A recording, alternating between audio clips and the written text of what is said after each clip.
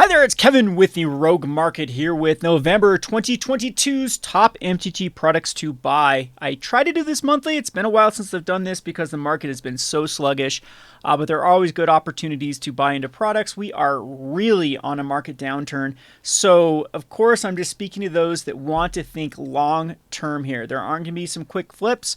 The 2020s are gone. It's going to be long hauls. I do think that there are some current products that are going to age slightly better, at least much better than other products, and I'll be talking them in this video. Before I jump into this video though, I do want to give a plug to our Patreon, the Rogue Deck Builder Patreon, Market Monday, Rogue Market.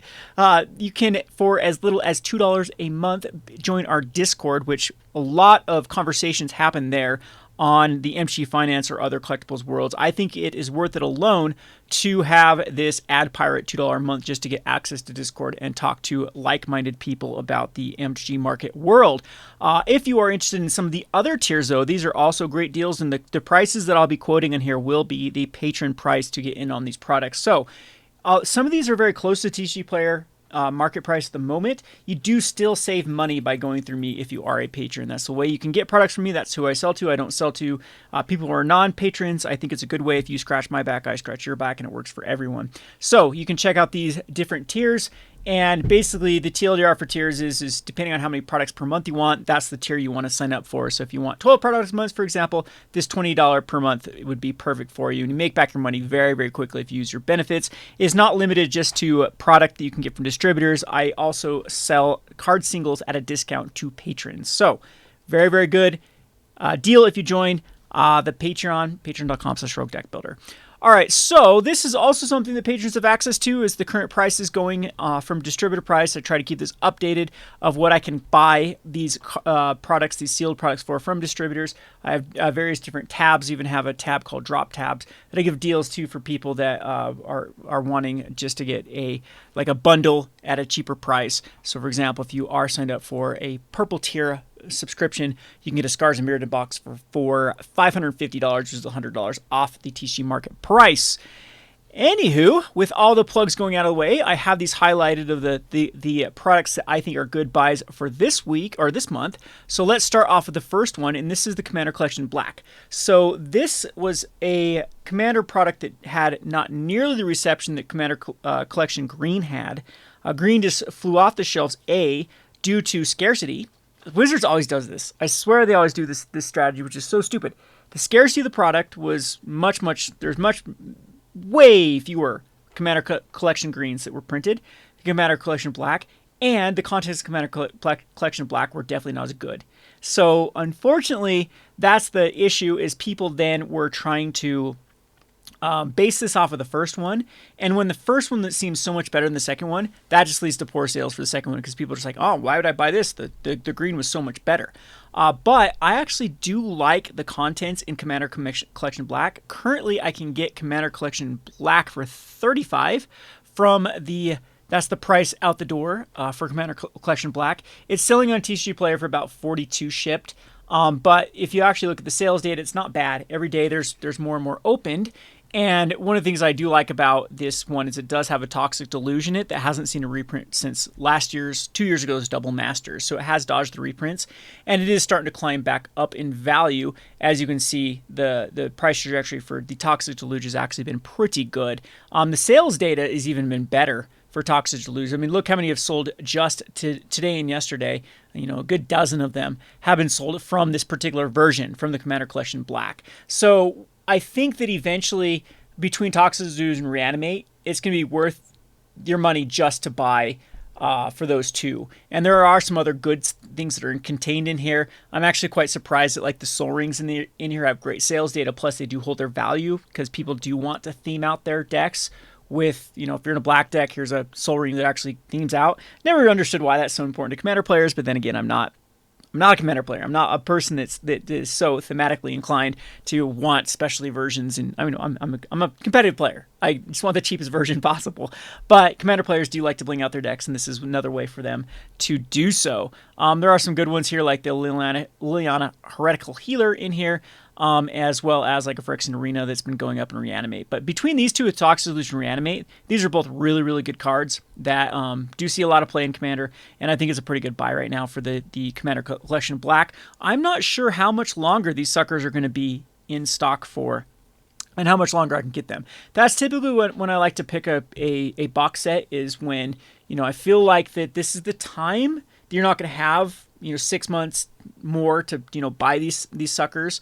That's typically what I like to pick these products. So Commander Collection Black is one of those. Speaking of which, there's this product that fell very flat because same thing. The Jace's signature spellbook was very, very highly sought after. Had some good cards in it. People loved it.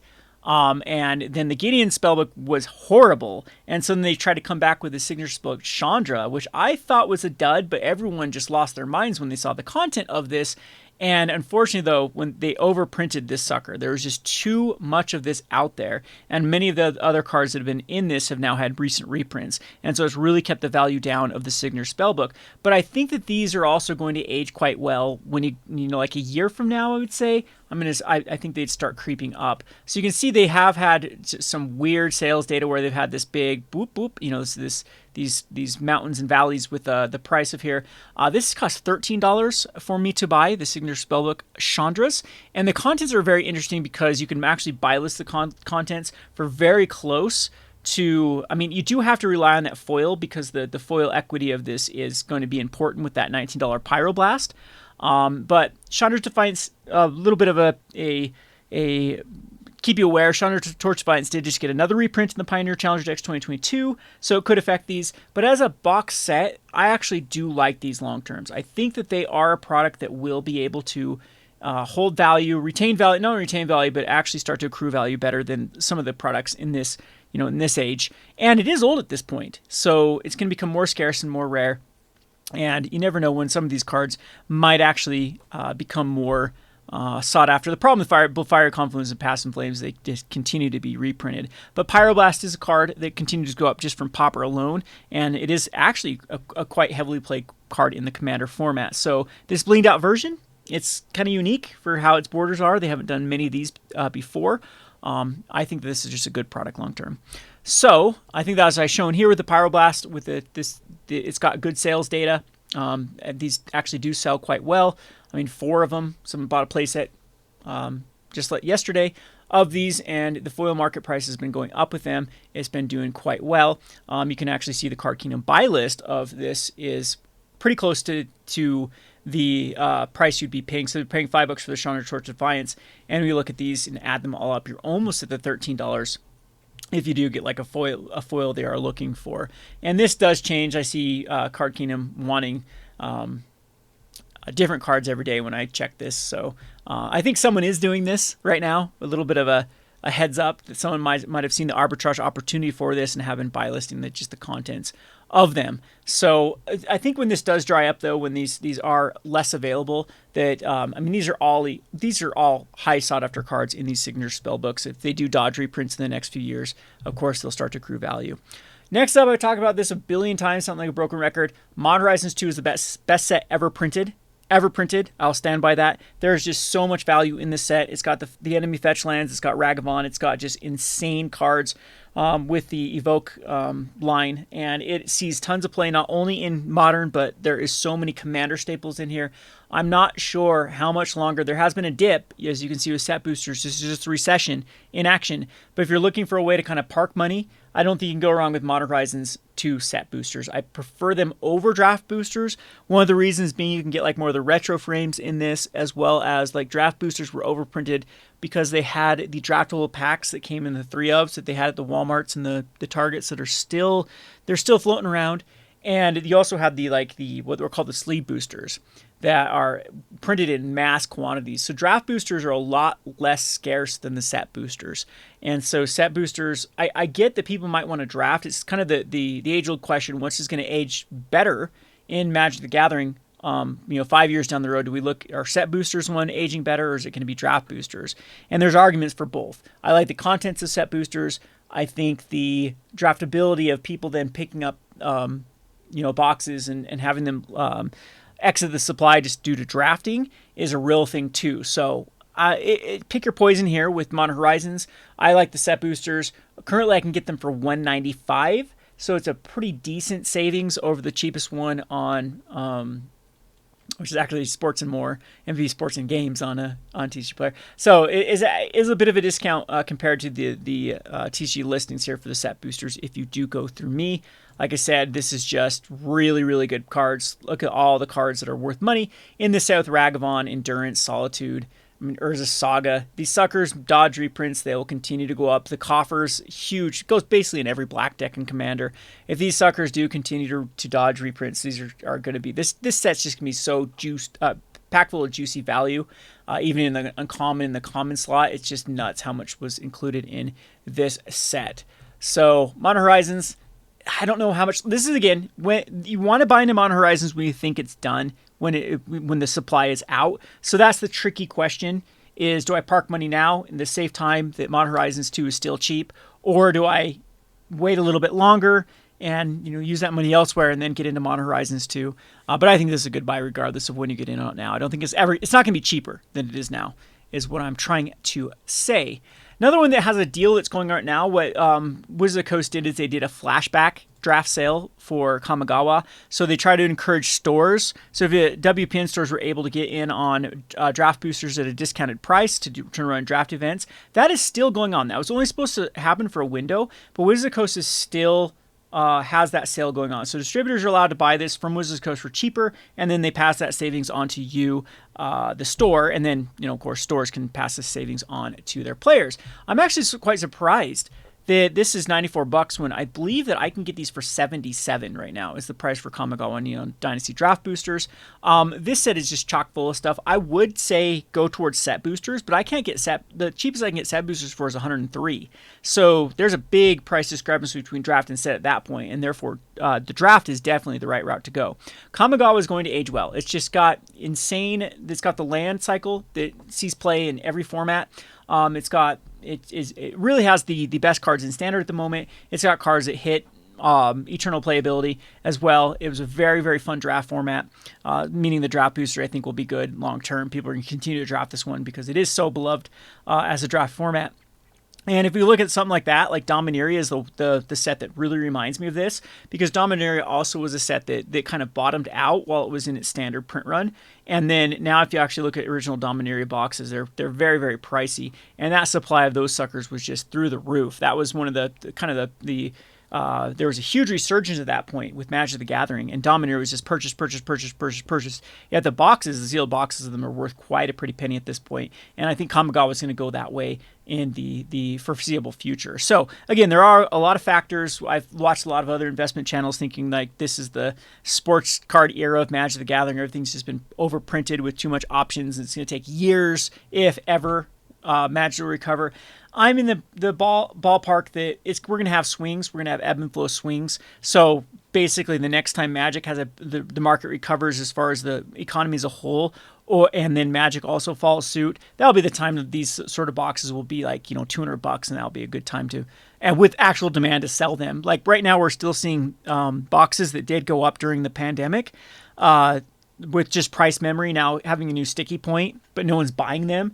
So like Amonkhet boosters, I think are going for like $230 on here. Let's see, we can actually search that here.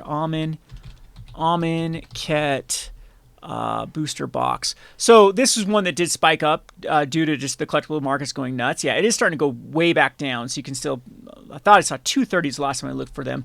Is like the price I can still get them from distributors for.